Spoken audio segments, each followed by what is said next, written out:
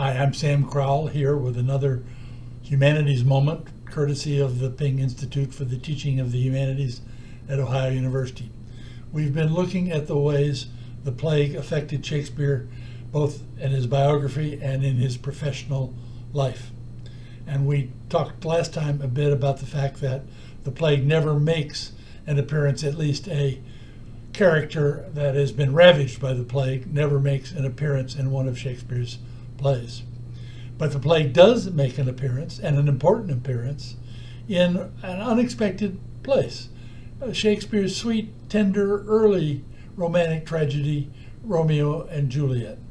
And we all probably remember that one of the most famous uses of the plague as a curse is the moment when Mercutio, fatally wounded, turns on the Montagues and the Capulets and says, "A plague on both your houses." Romeo and Juliet is, it's hard to call a tragedy bright, but it's certainly one full of youthful energy. Romeo and Juliet are exceedingly attractive, as are their young friends who scuffle in the streets. And we tend to think of the tragedy as either based upon the ancient grudge between the two families, or upon the patriarchy, fathers, even fathers that mean to be helpful, like Friar Lawrence, getting involved and mucking things up. Or fate, which is certainly one of the elements that's hanging in the stars during the play. But it's important to note that the plague plays a role too. And in the fifth act of the play, there are two brief little scenes that precede the long act, scene 3 of the deaths of Romeo and Juliet and the death of Paris, etc.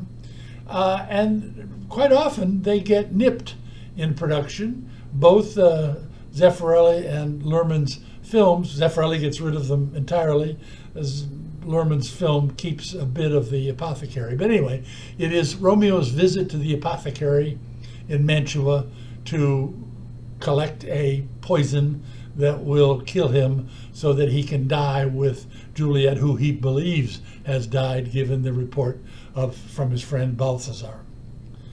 And then that scene with the apothecary is followed by a scene between Friar Lawrence and Friar John. Friar John is the friar that Lawrence has entrusted the letter to Romeo in Mantua that will inform Romeo of what Friar Lawrence and Juliet have done, that he's given her a sleeping potion. She isn't really dead. Romeo should arrive at a certain hour as she awakes, and they should both go back off into banishment until Friar Lawrence can straighten things out at home.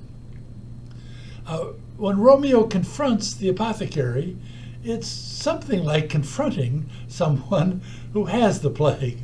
The apothecary is surely someone impoverished from the underworld, and Romeo enters his shop that's got tortoises hanging from the ceiling and stuffed alligators and the skins of other odd fishes in it. It's a strange and weird place. And he says to the apothecary, "Art thou so bare and full of wretchedness and fearest to die?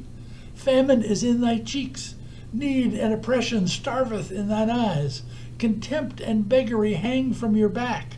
The world is not your friend." So we get this image of this impoverished fellow who is going to provide Romeo with the poison. And then when Friar John meets with Friar Lawrence to tell him that he hasn't gotten to deliver the message to Mantua, he explains why. And he says, "Going to find a barefoot brother out, one of our order, to associate me, to go along with me. And finding him, the searchers of the town," these are the public health officials, "suspecting that we had both been in a house where the infectious pestilence did reign, sealed up the doors and would not let us forth, so that my speed to Mantua was thus stayed." So it's the plague that has kept Friar John from getting to Mantua and delivering the all-important letter from Friar Lawrence. So this interesting little moment where the plague pops up at the end of Romeo and Juliet as a sort of a prologue, along with the apothecary, to the charnel house that Romeo is about to enter and where the ultimate tragedy will take place. In the next episode, I will go on and talk a bit about the way in which the plague, I think metaphorically, hovers around, about, and throughout Shakespeare's most famous tragedy, Hamlet.